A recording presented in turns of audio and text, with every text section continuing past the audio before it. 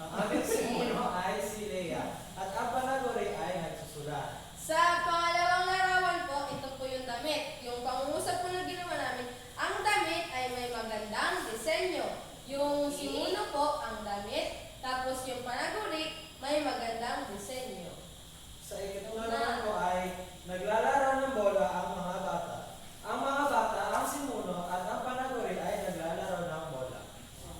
Sa pang-apat po, may bata po kasi na natutulog. Tapos po yung sinulat namin, ang bata ay mahimbing na natutulog. Yung simuno po, ang bata, yung panaguri, mahimbing na natutulog. Okay, tama. Sa ikalima naman po, ang ibon ay maliit. Pag sa totoong buhay po kasi ito sa picture, maliit naman po siya. Pero sa picture na lang. At ang simuno po namin ay ang ibon at panaguri ay maliit. Okay, maaari ka lang pakat, maaari na kayong umupo. Unang pangkat, tama ba ang mga payak na pangungusap na ipinakita ng inyong kamag-aral? Opo!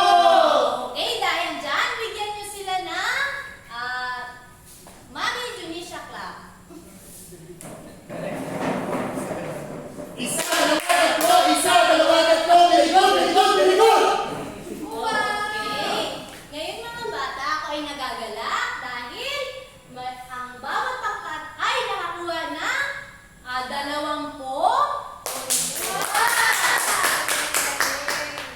Okay, ngayon naman mga bata ay magkakaroon tayo ng isang individual na gawain. Ito ay tatawagin natin, tukuyin mo. Ano na nga ulit? Tukuyin mo. Okay, mga bata, ito ay individual na gawain.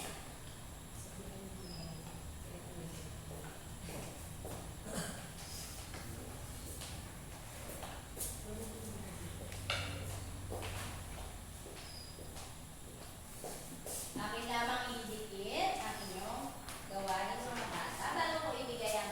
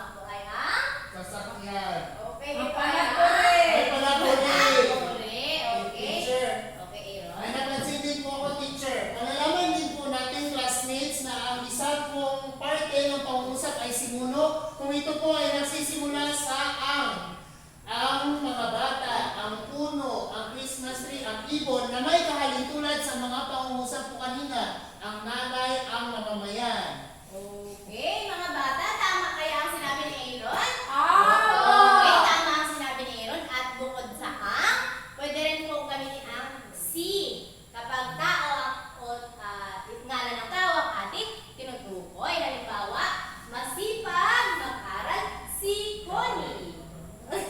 Okay, pwede rin si Karen. Okay, mga bata, tama ang sinabi ni Aaron. Ngayon naman mga bata, magkakaroon ulit tayo ng pangkakagawain. Mga bata, meron na kayong Pasko? Opo, meron po, teacher! Bukas! Okay, nagdiriwang nagdiriwang din ba kayo ng Pasko? Malapit na kami dyan, malapit ko! Teacher! Meron po, Teacher! Ako Ako sa sa teacher, bata, gusto ko kasi na magatalon. teacher. Okay, mga bata, lahat tayo ay gusto na natin umuwi at mag-Pasko. Kaya ang ating aralin, ang ating gawain ngayon ay tatawagin natin kaganapan sa Kapaskuhan. Mga bata, excited na ba kayo sa Pasko? Teacher, marami kasi pagkain, teacher, pag Pasko. Tama po, ni maraming pagkain kapag Pasko. Kaya ang gagawin ninyo ay mga bata, sa dalawang pangkat kanina, ang gagawin ninyo ay kukuha kayo ng sitwasyon dito sa harapan. At ang gagawin nyo lamang ay gagawa kayo ng dula-dulaan kung saan ay magpapakita kayo ng mga pakawasto at payak na pangungusap na inyong gagamitin sa pakikipag-usap. Nauunawaan po? Opo! Okay, para sa kinatawan ng dalawang pangkat, maaari na kayo pumunta dito sa harapan at kumuha ng sitwasyon. Ako, pipikit ako, teacher. Okay. Unang pangkat, maaari niyo bang basahin ang inyong sitwasyon? Bagong taon na at sama-sama kayong nagdiriwang ng iyong pamilya. Sama-sama kayong nagsasabi ng inyong mga hiling. Okay, ayan mga bata ang inyong idula. At gagamit kayo ng mga payak na pangungusap. Okay, para naman sa ikalawang pangkat. Gabi ng Noche Buena, kasama mo ang iyong pamilya, kumakain sa hapagkainan at nagdiriwang ng Kapaskuhan. Okay, idudulan nyo naman na kayo ay kasama nyo ang inyong pamilyang nagdiriwang ng Noche Buena. Kayo ay gagamit ng mga payak na pangungusap sa pakikipag-usap. Unawaan nyo mga bata. Okay, mayroon lamang kayo 3 minuto para maghanda sa inyong gawain. Maaari na kayo magsimula.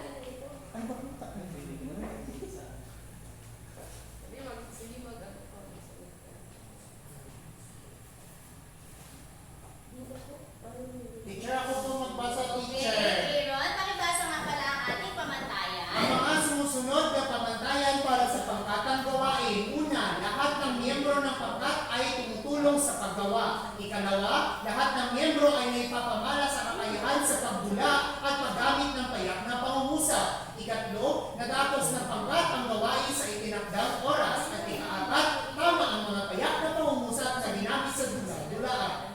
Okay, mga bata, naunawaan na ba? Unang pangkat? Ikalawang pangkat, naunawaan ba?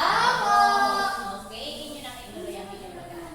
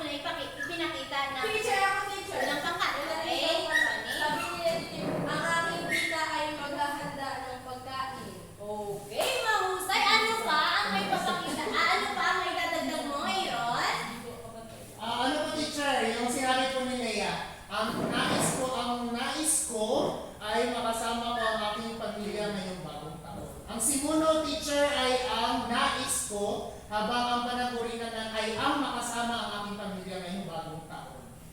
Okay. Maaari rin natin yung sabihin na nais ko makasama ang aking pamilya. Okay, mga bata, naunawaan ba? Opo! Okay, para naman sa ikalawang pangkat, maaari na kayo simula. Gabi ng Noche Buena. Kuya, ang sarap naman po ng spaghetti. Ay, si nanay ay nagluto ng spaghetti na yan. Magaling po pala magluto ng spaghetti si nanay. Siyempre, pinag-aralan niya yan. Kuya, masarap din po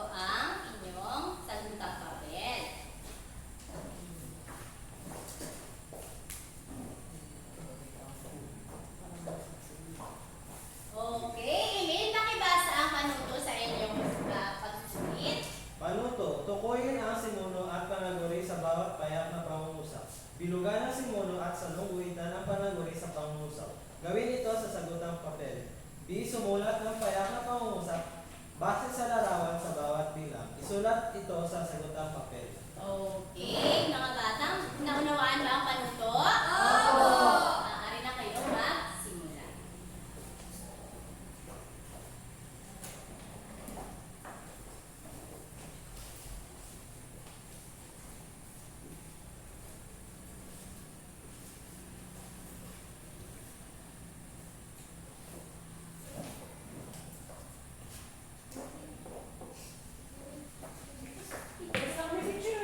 Okay, tapos na ba ang lahat? Opo! Okay, mga bata. Inyo nang ipasa ang inyong sagutang papel dahil ako na po ang magwawasto nito dahil ito ay mayroong mga pangungusap. Nauunawaan ba? Opo! Okay, mga bata, para naman sa inyong takdang aralin. Teacher, ako Aaron, basa. pakibasa. Takdang aralin. Gumuhit ng iyong nais na regalo ngayong Pasko at sumulat ng 3 hanggang 5 payak na pangungusap patungkol sa iyong iginuhit. Isulat ito sa kwaderno sa takdang aralin.